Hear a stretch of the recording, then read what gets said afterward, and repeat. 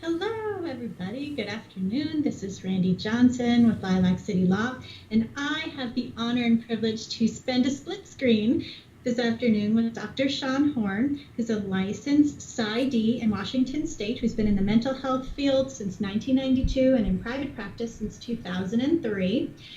She's had leadership roles in the Psychiatric Association, has worked and is working as a consultant for Social Security. Most recently, she's been active on her YouTube channel under Dr. Shawn Horn, SHAWN, and has an amazing podcast that is called Rock Your Awesome.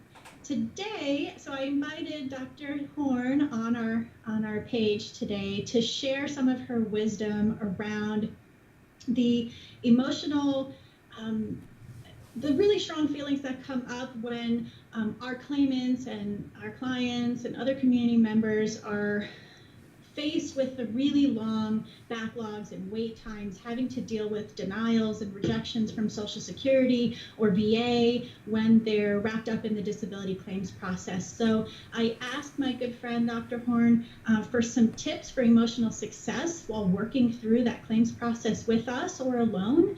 And without further ado, Dr. Horn, can you hear us? Yes, I can. Can you hear me? Yes, I can. Thank you so much for today. Oh, good. Yes, thank you so much. So, here in Washington. Okay. No, please. Yeah. So, as a licensed psychologist here in Washington State and being in the field as long as I have, I've had the benefit of seeing this process on both sides of the fence. I've seen people go through disability applications as their psychologists, as their therapists. I've also played the role of being the evaluator when I've done GAU evaluations and Social Security evaluations, and also on the other side where I might review some cases as a medical consultant.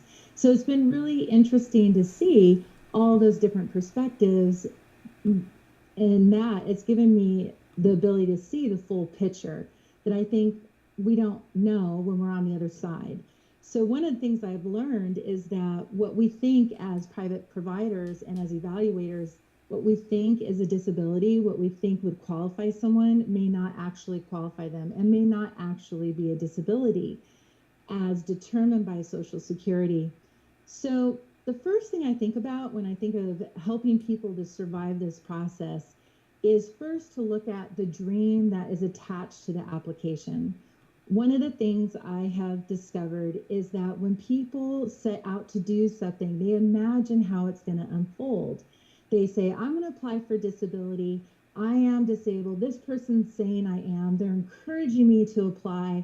And so I'm going to submit this application, and they're going to see that that is indeed the case. They're going to really see what I know about me, and I'll get a check. And by next month, all my worries will be gone. It'll take 30 days, we'll approve it, I'll get my housing, I'll have my income, I'll have my food, and all of my financial stressors and living stressors will be resolved. But then they encounter the reality, which is that the information that is provided about them may not fully reflect how they really experience their life. They may not really see how disabled they actually are. And so they're given a rejection letter saying, you are capable of doing this job. And it is devastating to the person who, let's say, for example, has so many panic attacks, they can barely get out of their house that day.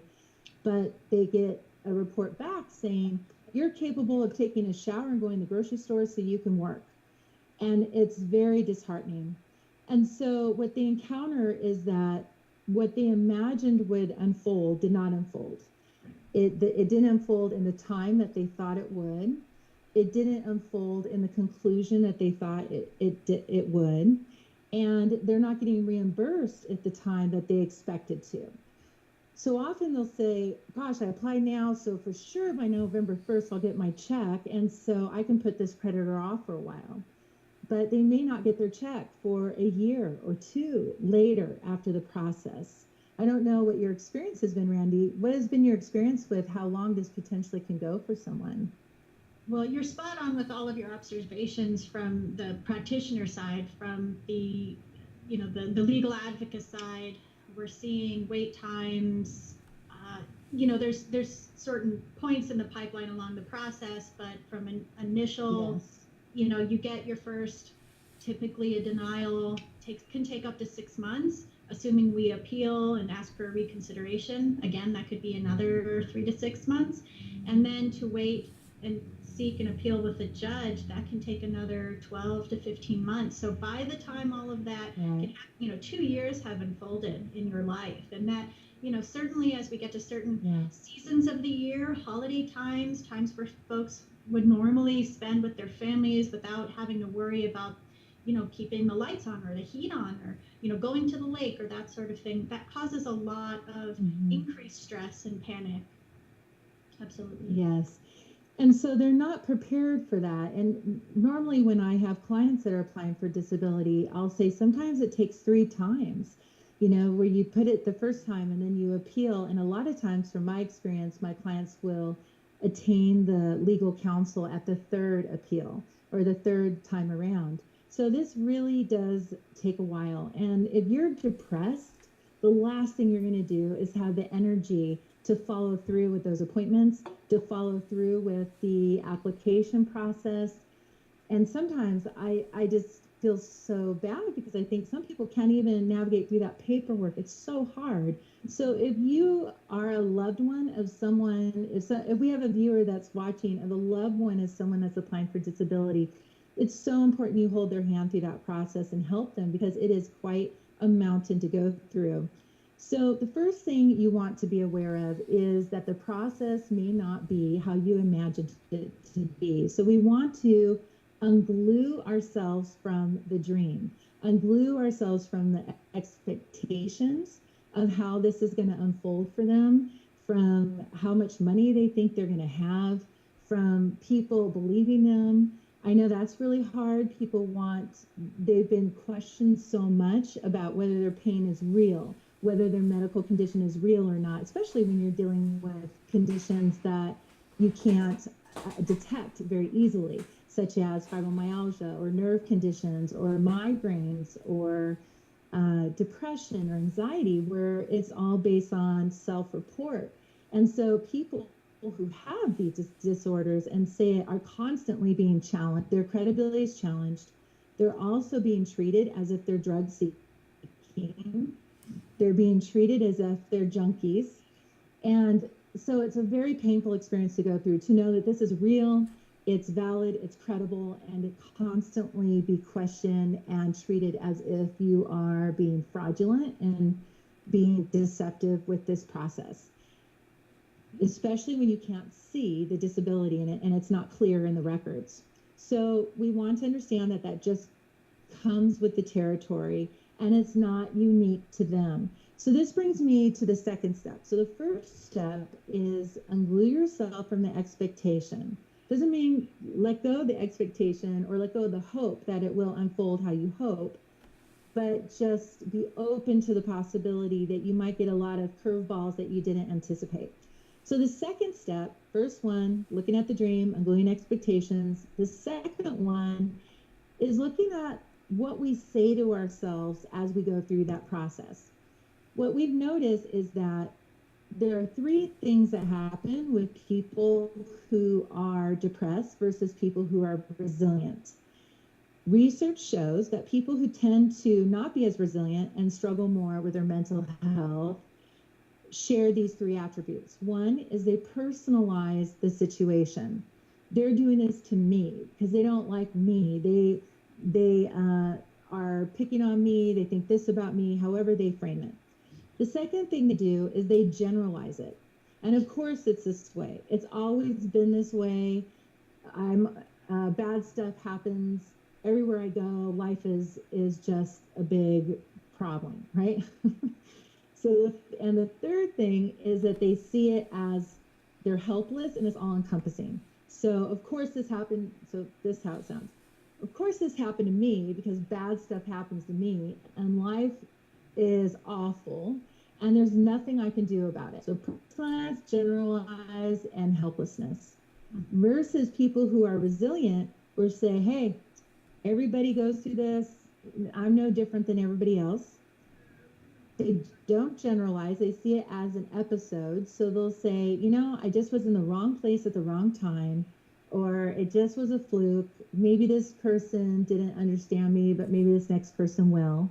And they empower themselves. They look at where they can, what they can do, and where they can affect their lives. So perhaps they can go to a food bank. Perhaps they can go and get qualified for housing, or go to a church and get resources there, or reach out to extended family members. I know a lot of times people don't have any of that. They are not plugged into community. They don't have family, and they've tried a lot of resources that they're told they have access to, but they have been faced with obstacles. And so it's hard to hear people like me say that, oh, there's things you can do, because perhaps we don't know some of the things that you've tried that you've been blocked from having. So people do have really hard stories, and there are some people that have had a lot of misfortune more than others. Hard to explain why. We don't know why. But what we do know is that there's not something unique about a specific person that means that they have to live a life like this for the rest of their life. So you want to adopt. A question that I have is, if we have someone who historically kind of defaults to that more victimized role, what are some things that an open-minded, ready for change person can do to change that habitual thinking, to learn to be more resilient? Yeah. First thing is, you want to intellectually know that this is something that our minds will do. So this is the psychoeducation piece, which is our thoughts affect how we feel, our feelings will affect how we behave, and our behavior will result in a consequence. That is the self-fulfilling prophecy loop that a lot of people get into. So you want to understand that this isn't you, this is something that's happening to you. That thoughts are not truths, and feelings are not facts. They're something we experience. But just because we think it, just because we feel it, doesn't mean that that is how life is going to be. So this is a philosophy that we're adopting. So first you get the philosophy of, okay, this is a phenomenon that's happening in my mind that I'm believing, I've been rehearsing for a long time, and so it's automatic. It's a reflex. It's a habit thought. It's like, I compare it to smoking cigarettes. Like, your brain has been smoking that thought cigarette for so long, it craves it. So the next thing, after you understand that mindset is key to so much, and that we aren't what we think or feel, it's something we experience. Just like our physical condition and our psychological condition does not define us, it's something we experience. The next step is to observe. Observe what is going on into the gates of your mind. Take your thoughts captive. What thoughts am I entertaining? What feelings is my body experiencing? And as we observe what we think and what we feel, we want to step out of those thoughts and feelings instead of going for the ride that they want to take us on. So, like, if you don't step out, you're on the roller coaster ride. Wherever your feelings want to take you, wherever your thoughts want to take you, is where you will go. Instead, you want to step out of the painting so you can see the painting. And as you step out, start to say, what are these things that I'm thinking and feeling? I know I froze here, didn't I, on the screen? Did I freeze, Randy? Yes, but we hear you just fine. Okay, good. So I like to use the example of a conveyor belt. And if somebody wants to hear more of this, they can see me talk about it on my YouTube and on my Instagram channel, on my professional page on Instagram, Dr. Shawn Horn. But if you take a timeline from birth till now, and on that timeline is every thought you've ever thought, every feeling you've ever felt, every experience you've ever had, it's all on that timeline. Wrap it around and connect it, and this becomes your conveyor belt. And the conveyor belt brings you thoughts and feelings, and they flow in and they flow out. Just like at the airport, the suitcases come and they go back behind the wall and they come back out.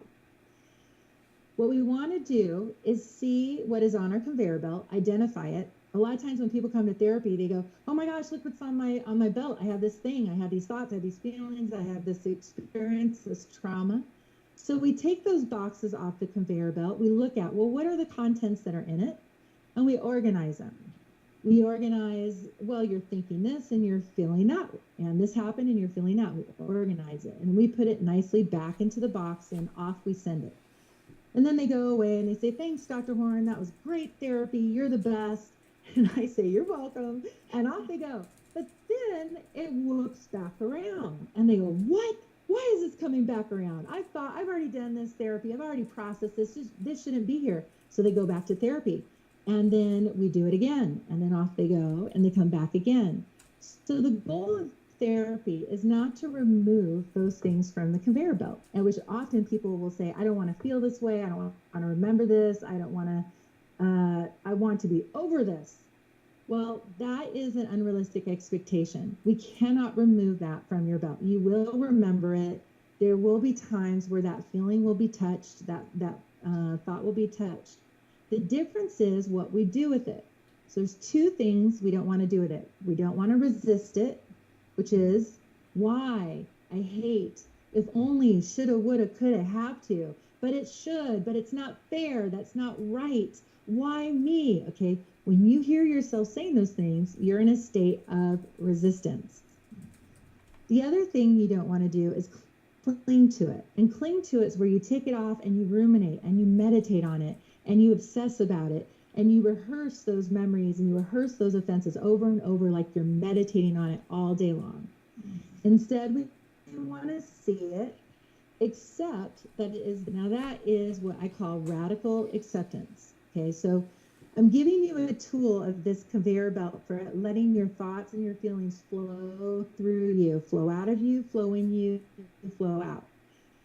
But the two important skills that I wanted to introduce today is the skill of radical acceptance and the skill of distress tolerance. So radical acceptance is where we accept something that we cannot change. It's called radical because we're not saying it's okay, that we give it permission, that we agree with it, that we are going to tolerate it. It's not saying that. It's making a resolution with the fact that you cannot change this unchangeable thing. You can't control this thing that's out of your control. My house burned down. I cannot change the fact that it burned down. If I'm paralyzed, I cannot change the fact that I'm paralyzed. If I have chronic pain, I cannot change the fact that I have chronic pain. But if I try to change it, if I try to control it, I will. And that's saying that pain is inevitable, but suffering is optional. We suffer when we resist the pain.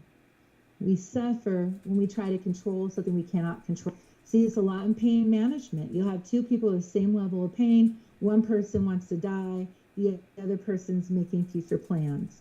What's the difference? The difference is the person that wants to die is resisting it, focusing on it, tensing up with it. I hate it. Make it go away. Versus the other person is ignoring as much as they can, and they're refocusing on something else. So I compare it to a sunburn. When we have a sunburn, we can't do anything about it in the moment. The worst thing in the world as a mom is when your kids come to you with this horrible sunburn and they go, Mommy, take it off me. And you want to so bad, and you have to explain to them, honey, it's just going to hurt, and it's going to hurt for a long time. And they think you're going to kiss it and make it better, and you're going to put medicine on it and make it better. But there's nothing that you can do other than ride the wave. Radically accept that it's there and ride the wave, which means, okay, I'm just going to have this. So now what? We all have learned how to live with a sunburn. We've all learned how to tolerate it. But what happens to people psychologically is, in my experience as a psychologist, what I notice is that they want to scrub it off. They say, look at this sunburn, and they focus on it 24/7. They meditate on it. They're staring at their arm. You know, they're trying to rub it off, and everything they're doing is making it bigger and more chronic and complicated, right? So if we have a physical condition that we have to live with, no way of changing it, we have a choice. We can either want to die, which is where most people will go, and of course, why wouldn't they, right? Or you can focus on, you can acknowledge that you have thoughts thoughts you want to die, that you have feelings that you want to die, but just because you think it, just because you feel it, doesn't mean you should die. It just is a thought that's coming to you. It's just a feeling that's coming to you. This is not your reality. Just because your thought says your life is over, you can't ever have a future, it doesn't mean that your life is over and you're not going to have a future. It's a thought that is telling you that, but that is not a truth, and it's not necessarily a fact, right? So the other alternative is to acknowledge a thought is just a thought, a feeling is just a feeling, and focus on what they can do in their life, how they can empower themselves. These are those motivational speakers that don't have arms and legs and they're out jumping out of airplanes, and swimming in swimming pools. How are they doing this? And as a disclaimer, I want to say that I know that there are a lot of people that may be listening to this that struggle with a life event that has removed their freedoms in some area. And they hear people say to them, look here's this person with no limbs swimming and jumping out of airplanes. If they can do it, you can do it too. And that person's going to feel worse about themselves because they can't shake that feeling. That not only do I feel this way, but look at how awful I am because I can't even see the sunny side of the situation. So I want to say to that person that it is okay. It's okay if they're not in that place yet where they want to jump out of airplanes or they want to swim without limbs.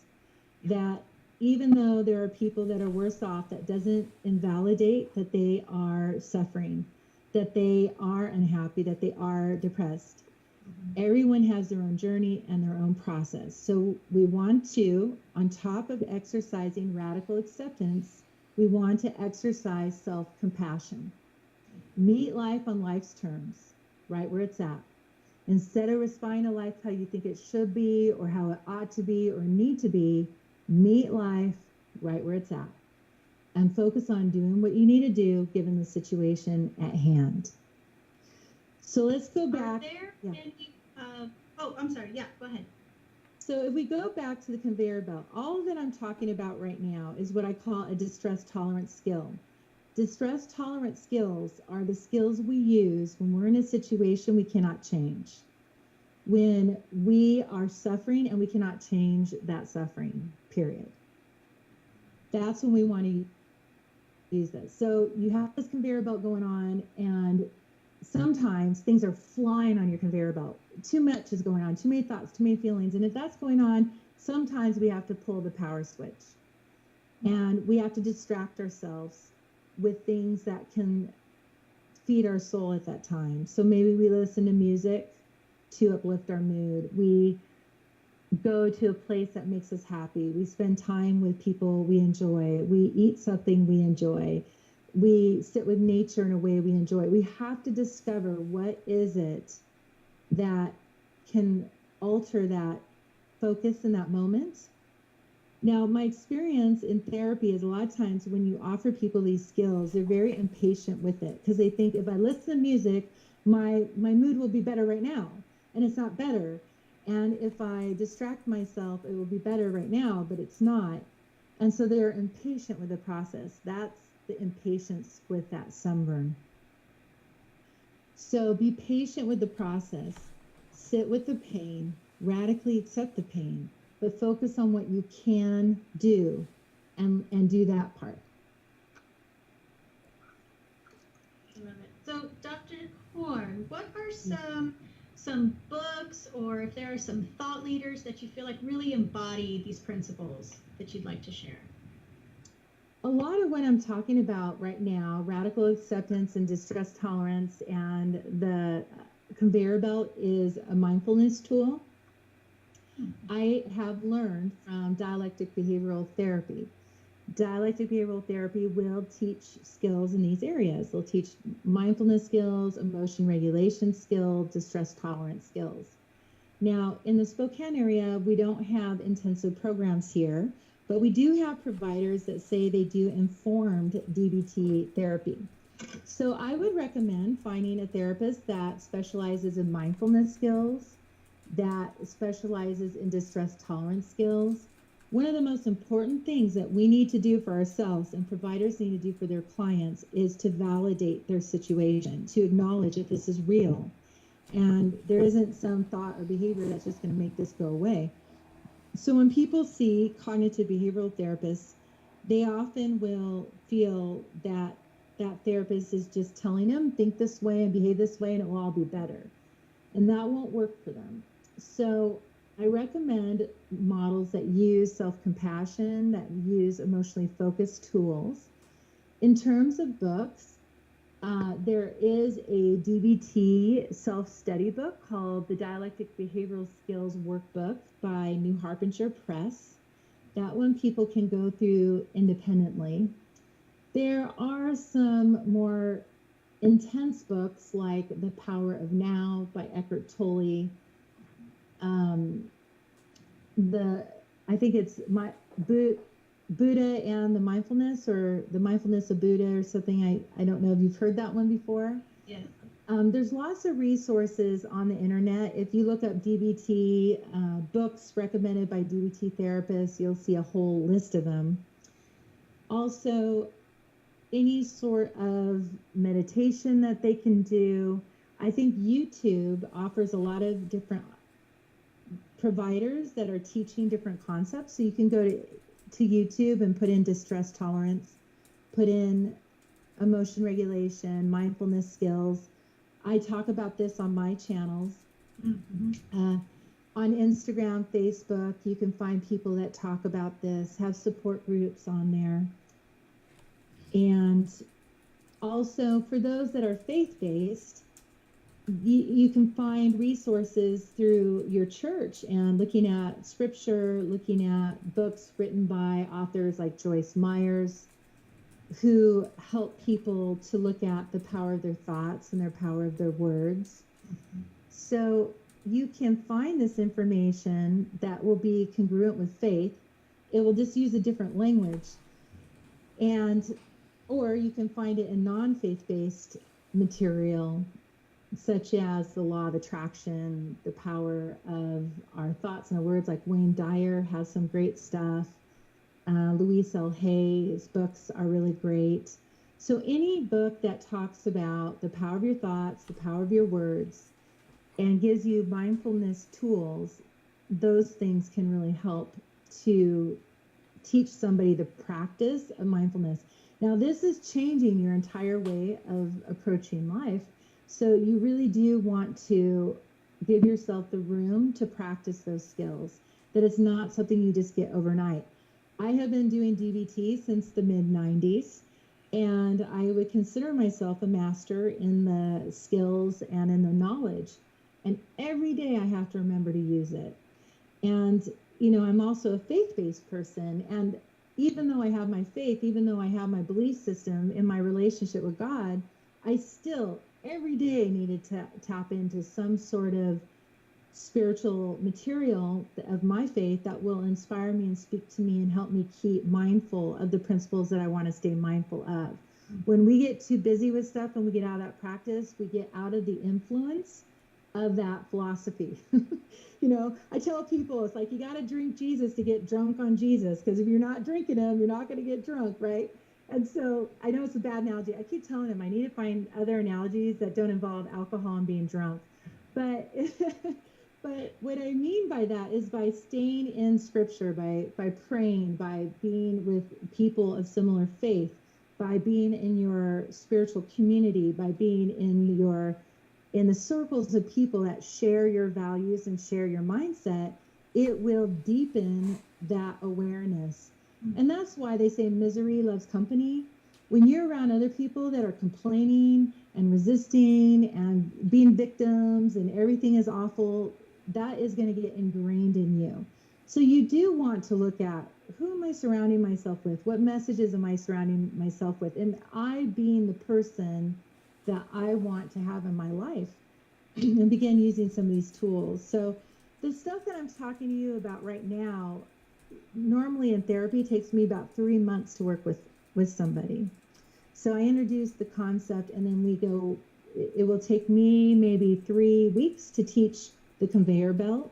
So I'm really giving a little snapshot here of that Yeah. skill. But there are tools and there are skills. And I think so many people have been ingrained, especially if they're in their 50s and 60s and older, that they need to be self-sufficient. Don't ask for help, do it yourself, buck down, bite the bullet, deal with it, or else you're being a crybaby and so forth. We need to free ourselves from that unrealistic and shame-bound message. Because if that's true, I should be able to do my own heart surgery. I should be able to rebuild my own car, and I should be able to do all my own plumbing, all of which I can't. So that's the concept of division of labor. We cannot expect ourselves to do everything. That's unrealistic human expectation. Instead, we want to have realistic human expectations and know that we're all here because we all play a different role to make the symphony of life work.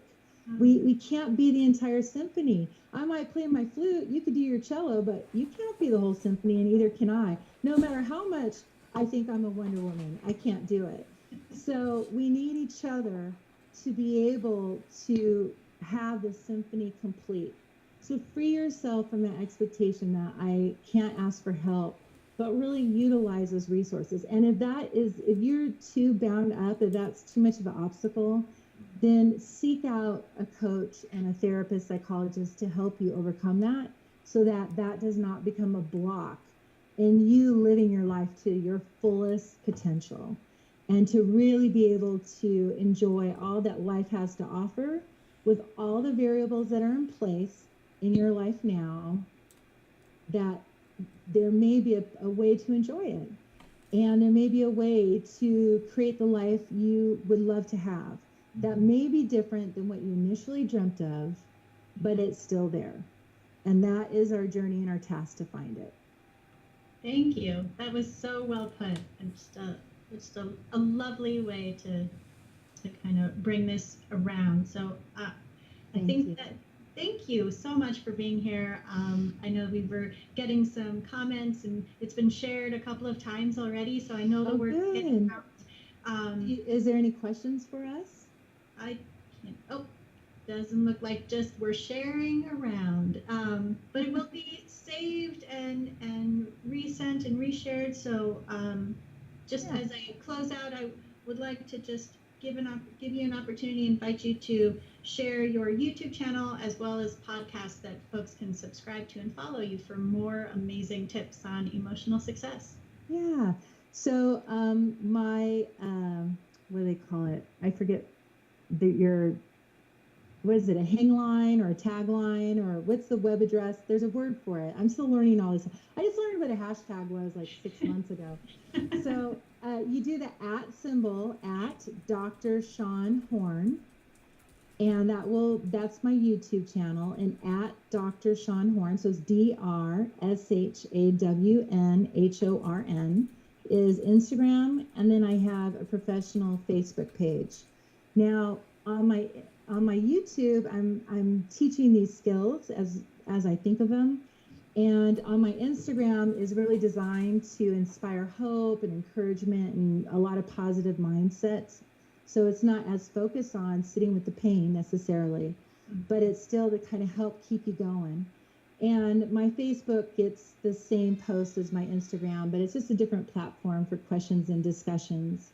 Now, I'm not able to give medical advice on those platforms or to counsel someone on those platforms, but it's mainly utilized for educational purposes. Mm-hmm. And then my podcast is the Rock Your Awesome Show with Dr. Shawn Horn, and you can find it on YouTube and Google Play, Castbox, SoundCloud, pretty much all those podcast channels, and you can just Google it and probably find it somewhere. and there's links to it on my Instagram page and my Facebook page as well. Wonderful. Looks like we also shared your page through the Facebook video as well. So folks out there, if you're not able to access any of the comments or links, you're certainly welcome to give our office a call or email me, and I'm happy to put you in contact with Dr. Horn.